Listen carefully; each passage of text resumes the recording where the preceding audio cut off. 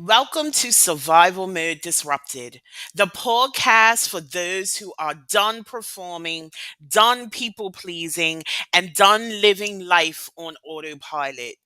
I'm your host, Letitia, the Survival Mode Disruptor, and this is where we create disruptive, unapologetic transformations for those who are ready to exit survival mode and reclaim their power. Every episode is your permission slip to burn the rule book, break the cycle, and finally build a life that feels like yours. So let's disrupt everything that's holding you back and start living life on your own terms. Welcome to Survival Mode Disrupted. This is your trigger warning. This podcast contains unfiltered conversations about trauma, abuse, and survival. Discretion is advised. This is not therapy or medical advice, just real people sharing real stories. So please take care of yourself and pause if you need to. If this conversation hits home, grab the book Survival Mode Exit Plan, your raw, unapologetic blueprint to break free. Available now by scanning the QR code or clicking the link in the comments. Hello, hello, hello, and welcome back to another episode of Survival Mode Disrupted. I am Letitia, your Survival Mode Disruptor, and I am super excited to be here having another episode with you. And this week we have Chelsea. So, Chelsea, why don't you introduce yourself? Hi, thank you for having me. My name is Chelsea Elizabeth. I'm here surviving every day. Haven't some days I'm thriving, most days I'm just surviving. But thrilled to be a part of this and share my experience in effort to help somebody through their survival mode. I love it. I love it. So, tell us your story to and through survival mode. Okay, guys, sit down, buckle up. Here we go.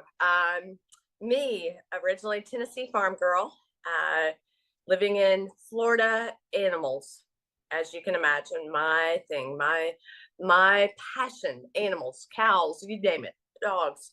As an adult, I began adopting Great Danes. Soon after the first one, I knew that I could not live without them and began working with different rescues, adopting Great Danes along the way. I have Amelia, who is sitting here waiting for her cameo, but I adopted a male, her brother. He was number 8. Of course, with Great Danes, as you can imagine, I'm very familiar, know the breed, know the behavior, temperament. With this one, it was a couple of weeks into it. He became a little bit testy, not aggressive, just testy. And so he had just recently been neutered. So that wasn't anything that I wasn't too uncommon with. Unfortunately, a month after I had him, he turned on me one Sunday evening and came full speed at my face. He took the first bite here and the second bite here. And when I fell to the ground, I rolled over, grabbed my neck, and really I, he's, on a good day I'm 100 pounds. He was about 175. His teeth, of course, the bite was quite strong, and anytime he would bite, tissue would be removed, and so I could see my hair, my ears, things laying beside me, dangling.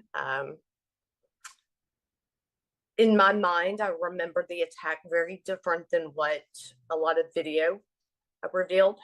So I'm having to kind of rewind. Part of my healing was rewinding, watching the doorbell camera video, looking at the photos from animal control and the police, and putting things together. But in my mind, it was black of night, and I held my neck and crawled to the back sliding glass doors, and 1, 2, 3, pulled it open. that wasn't what happened. It was early evening, broad daylight, August, and the door doesn't reveal a 1, 2, 3 open. The doorbell cameras don't reveal that I actually ever shut the door, because when my neighbors found me, the next shot is the dog in the camera. So the first miracle here is that I made it out of the house. The second, my neighbors found me before the dog found me again. I remember sitting in their house, and I also remember feeling like I was floating, and the lights became just a glow. And so my world became bright but dark. And the noise, instead of being words, it was just noise: white noise, brown noise, pink noise, no noise that really had any level of comprehension to it. Light noise is the best way, in floating, submerged in water, floating. However, on the way to the hospital, I remember holding what I thought was the EMT's hand. There was nobody on my right side, only on the left. I remember seeing somebody sitting on the counter in the house. Nobody sitting there. On the paperwork, I did time out 3 times. I was taken, of course, this trauma code into the ER, and had a fantastic surgeon that stapled and put me back together. And they sent me to ICU. What they told my parents was they sent me to ICU with a blood clot, not knowing if or when I would throw the blood clot. I'm a MRSA girl, had MRSA in the bone, and they said if I survived the blood clot, likely contracted MRSA. If it's in the bone, it swims in your body forever. So not too many people gave me too much more hope to ever leave. And day by day, I kept hanging around. Ended up going in for major plastic surgery, where they pieced together what was 5 feet of tissue, as my surgeon describes it, fitting a puzzle with no pieces back together. I had 8 Penrose drains, no hair, of course, skin that was dying or dead, and was sent from ICU to trauma step down, where I hung out for a while, finally being released to home health, with what they thought was dead tissue, back for skin grafts, probably back with more infections. It was wound care every 2 days. Well, home health, I was there every day. They were here every day. And that was 3 weeks. So 6 weeks later, I get to go to wound care, and there every 2 days, staggered down to every 3 days, where I got to 4, etc. And each time I would show up, my surgeons, my trauma team, well, okay, we'll just keep checking. And in disbelief, after some time, I made a full recovery, full recovery, no skin grafts, no dead tissue. Obviously, I'm alive and well, no recurring health problems from any of it, no sign of a blood clot. Yep, that is definitely the miracle, for sure, absolutely. But I sat when the noise stopped and wondered, what now? What, why? The question why just bounced in my mind. Why did it happen?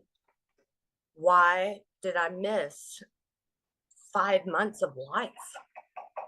Why can't I go back to that life I knew? Where are these people? Where are these places? What happened? And one day driving home, I realized that, yeah, my life had to take a time out for several months. But it was only my life that took the time out. Nobody else had to stop. Nobody else had to pull away from the norm. Life kept moving without me. And that was the first time I felt completely shattered, alone, and broken. There was no life for me to return to. I had survived this great trauma and no life left to jump back into.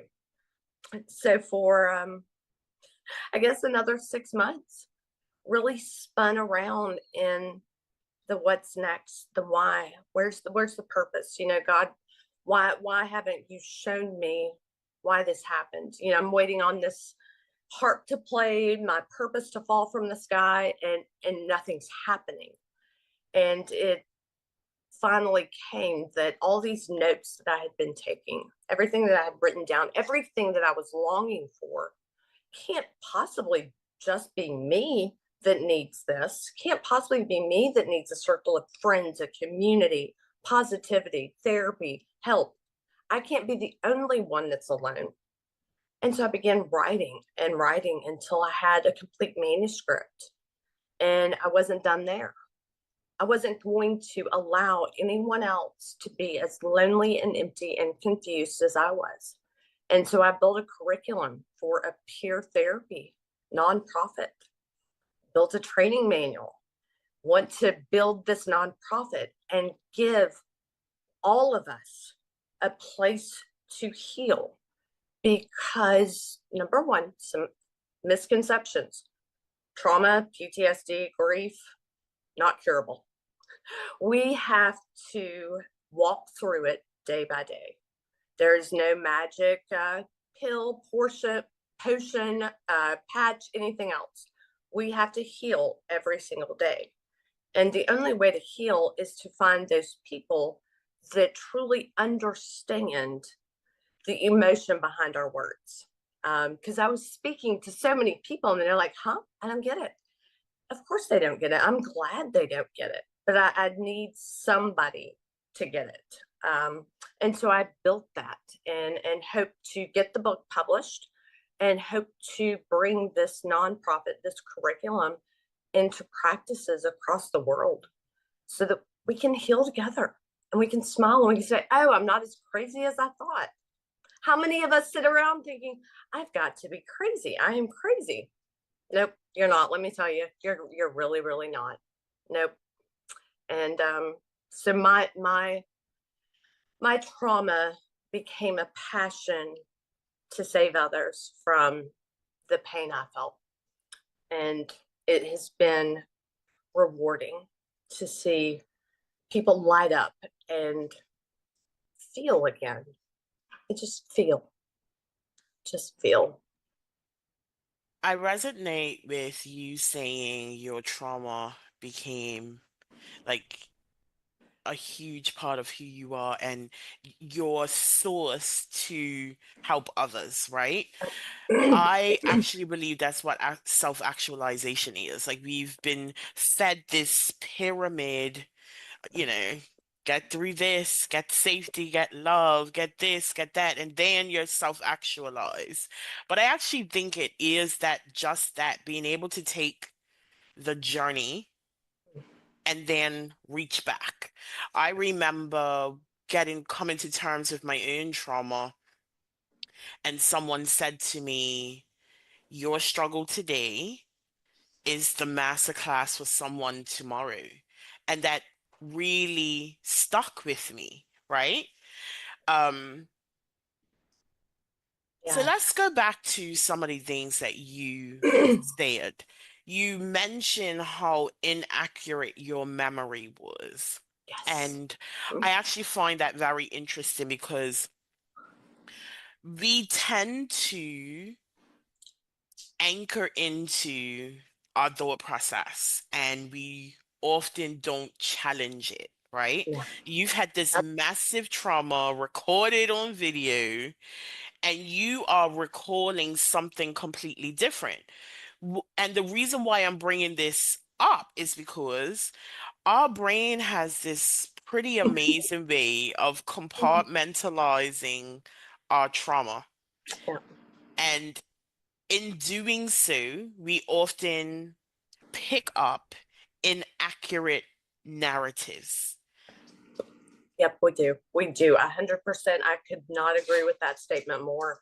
Um, our brain has the capability, the capacity, and the know-how to place that trauma in a safe place and to make that trauma seem, feel, look as though it wasn't as bad as what it was.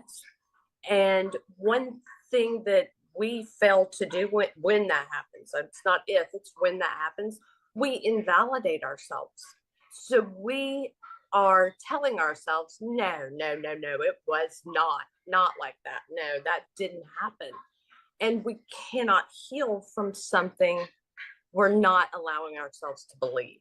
Mm-hmm.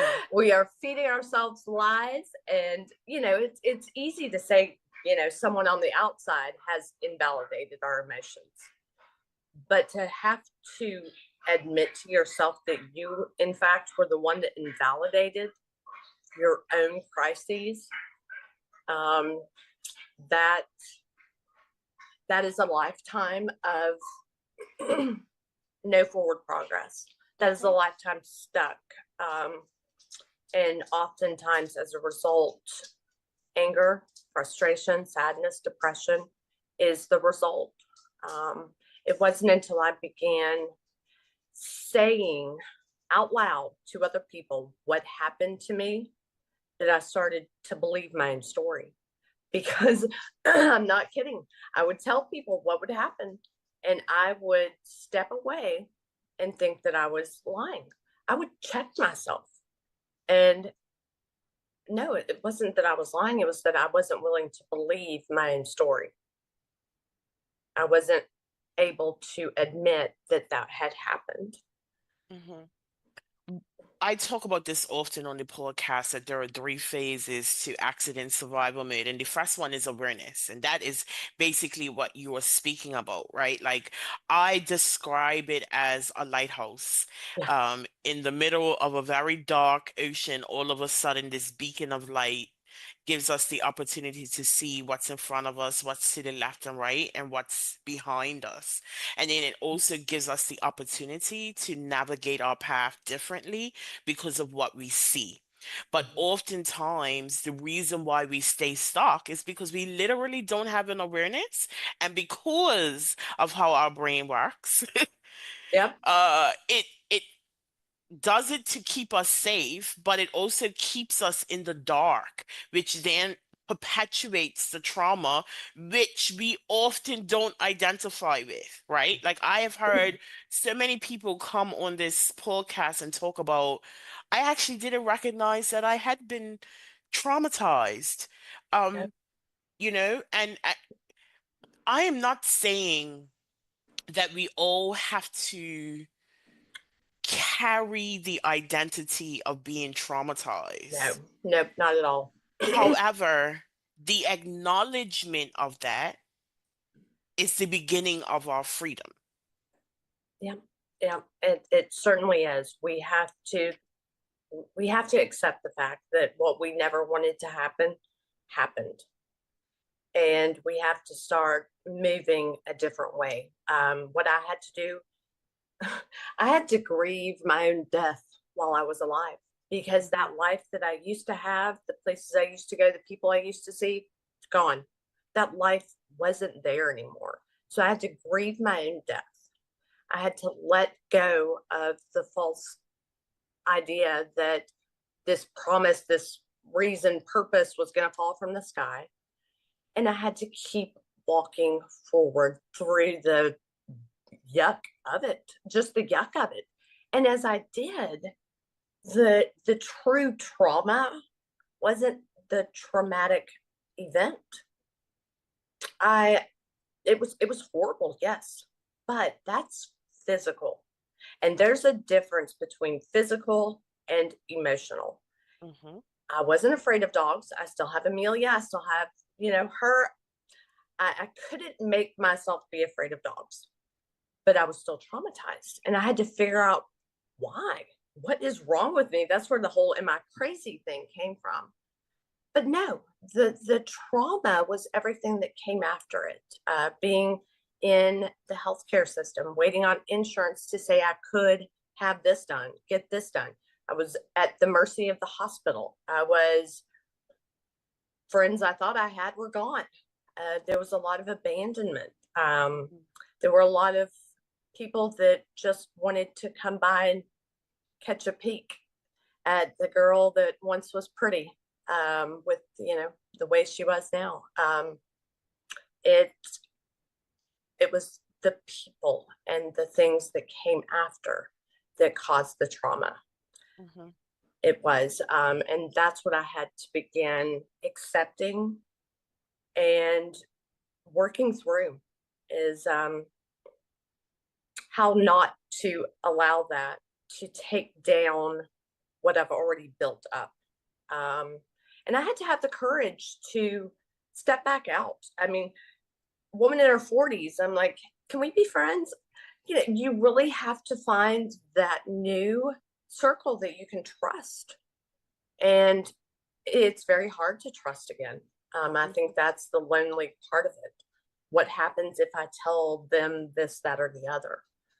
And I searched high and low for any kind of group therapy, anybody. I'm like, can you find me? Nothing. And so it was in that void that I thought, okay, well, I'm going to figure this out so that nobody else has to. Mhm. You mentioned that you spent time seeking the life to return to, right? And I hear that a lot with unhealed trauma victims. And I say that because in our healing, there's this reconciliation that we don't go back to who we were before the trauma. Yeah, And that is essentially the third phase, in my opinion, of escaping survival mode is this sense of reinvention. yeah, In order to survive, not just the events, but the sequence of events that came as a result of your attack, you had to become someone new. oh yeah, And the woman you became isn't the woman who thrives now. It's the woman that kept you alive. And oftentimes we hold on to this identity mm, with the fallacy that one day I'm going to go back. And it's not backwards, it's forwards, right? mm, You cannot go back to who you were before the event because essentially the event changed you. yeah, And it changed you on a emotional level, a physical level. It changes you, trauma changes you biologically. but the nervous So system sure does. yeah, it changes your nervous system. It can, compounded trauma can essentially change your DNA. So seeking that pre-trauma person often keeps us stuck as well. Yeah. Mhm. Yep, yep, because there's a lot of it that we want to go back to. There's a Mhm. lot of that person we miss and we love. There are a lot of those relationships that we want to redo. Um, that I think it's the relationship for me that was a lot of the difficult part because that's where most of the trauma comes from is that abandonment, that Mhm. false sense of being loved and cared about and your life mattering. And when you come out of it, you want that back. You need it. And you're not willing to admit that it never existed and it's not still there. And yeah, that's when the lonely walk of finding new places, new circles, new things you enjoy doing. Um, Mhm. the things I enjoyed then, I don't now. Never in my life would I have imagined sitting down, writing 2 books, curriculum, uh, 2 business plans. I mean, I've got a computer full of anything and everything you could want to imagine that I'm ready to implement and publish. Never would I have taken the time because I didn't have the passion for it then that I do today. Mhm. Um, and it changes the way that changes the way you feel about anything, life, yourself, relationship, everything has for me become more valuable. Time, company, relationship, that's priority because we have this much time. And when that time is almost up, you think it's up. You know what I was thinking about? My parents, my family, my friends, people I wanted to just see one more time. Say one more time, I love you. Not about the job, the status, the money in the bank, where I lived, what people thought. No, it was the love. That was the only thing you think about. And being able to just have it again. And it does, it rewires and reprioritizes your entire life. And no one on the outside, okay, another revelation that I've made recently is those who loved us and cared about us that are still here today and had to go through that have their own trauma and their own capacity for which they can carry it. Okay, you're somebody that they loved. You had the trauma, you're going through this trauma. Don't forget, they also had their version of it. My mom cannot go there again. She doesn't want to hear the podcast. She cannot read the book. She doesn't want to see the pictures. I get that. I respect it. It is all consuming for her. She is proud of the work, the effort, but can't let her mind go back and revisit that. My dad, same thing. He was the one that could talk to the doctors and hear everything, but he is not one to bring it up in conversation. And so I know that it's difficult to him. Friends, relationship, everything else, they are handling it the best they know how. And so creating those new relationships is vital, vital, because your family, your friends, the people that had their own trauma with yours, they can't heal in the same way that you can. And that was very hard because it's, if you can't go to your mom and dad and talk, who do you have, where do you go? I mean, those are, for most of us, the two people, spouse.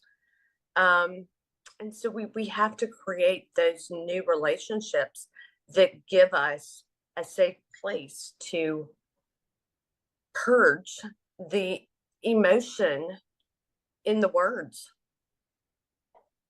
I think you bring up a very interesting point, right? Like one of the things that we are often telling our victims of trauma or survivors of trauma is to give themselves grace. The Yeah. healing process is rough and tough. I mean, you have to give yourself grace and time. But those who journey with you are traumatized as well. And oftentimes we expect them to be our pillars Yep. Yep. without recognizing that they are experiencing their own level of trauma as a result of what we've been through. And being in a space to also give grace to them as well is key. And it's key in being able to reestablish a relationship because again, like it's similar to the concept that you can't go back to who you were. And Mm-mm. if you can't go back to who you were, you are now showing up differently in your relationships. And you have to then spend time reestablishing that borderline, that space, because you've changed, they've changed, everyone has changed as a result of this traumatic event, and it's okay. Yeah. Yep. It is. It is okay. I survival and denial. They play a tug of war. They Mhm. do the entire time. Denial is very easy, and we all admit things in our own time. And just because I got to it quicker than somebody else did, um, yeah, if they're family, if they're close, if they're a spouse, friend, that makes it very difficult to have a very effective conversation. Communication is broken. Communication and comprehension are redirected. because I had somebody very close to me when I would explain different things. It was as if I was speaking a foreign language.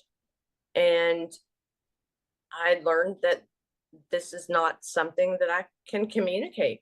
I've got to find a different ear to talk to, because they are not there yet. And that's hard, Mhm.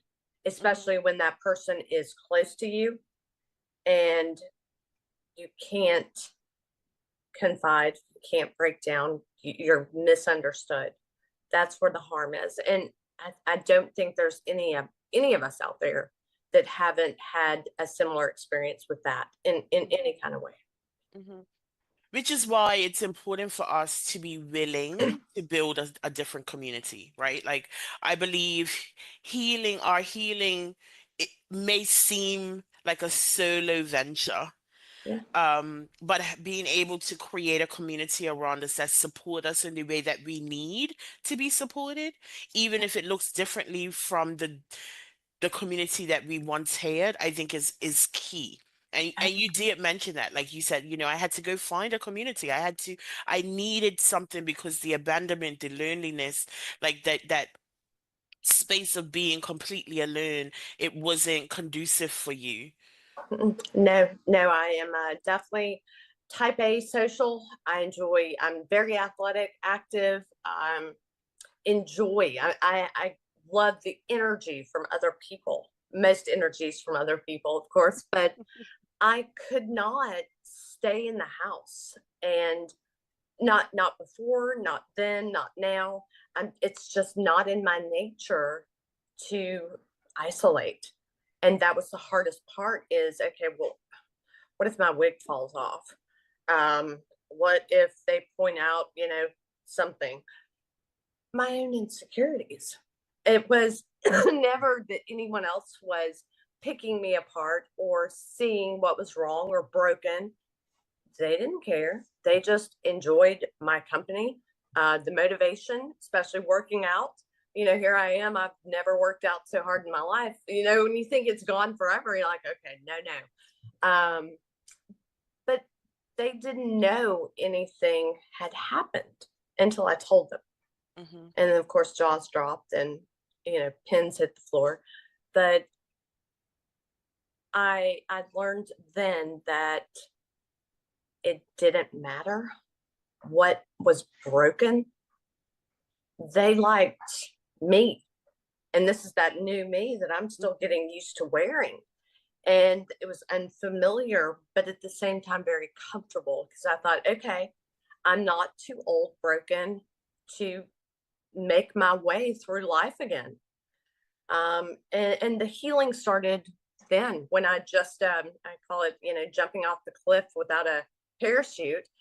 Yeah, hoping somebody will catch me. And sure enough, they did.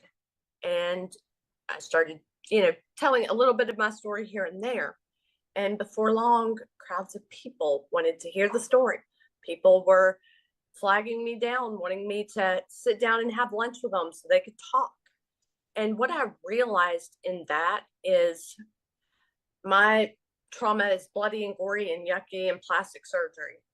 But my pain was identical to those who had been in active duty, those who had a sexual assault, those who had a breakup, loss of a pet, loss of a parent, spouse, you name it.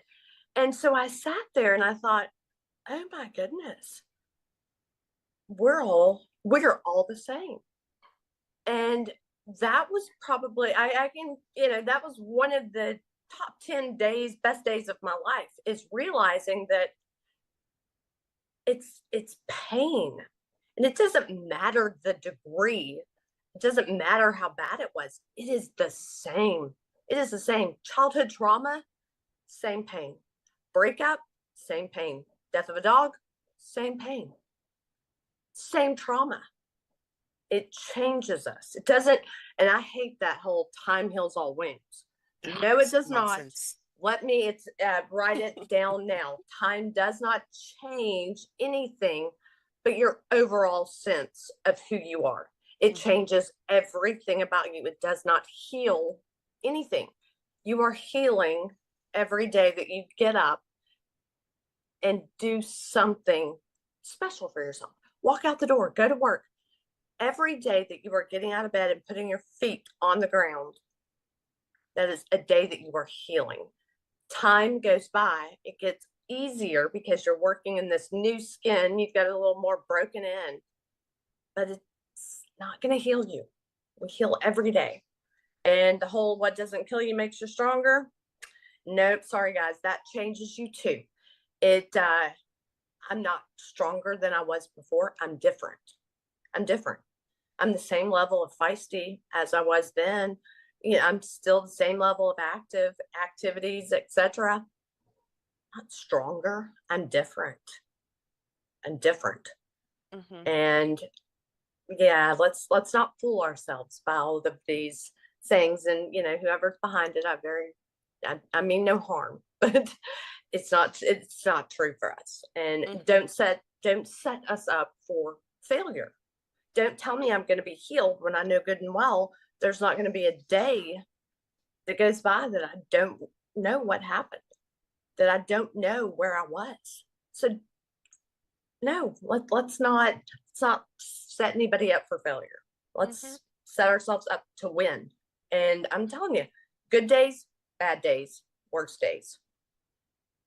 Just really is just a mixed bag. And out of the blue, the memory will hit. And that's how it happens. There's no stopping it. There's just the getting through it. Mm-hmm. And so, if anybody takes anything from this message, if it's been decades and you're still hurting, good. It means you really loved whatever it was that you lost. And that's a good thing because you have heart and soul.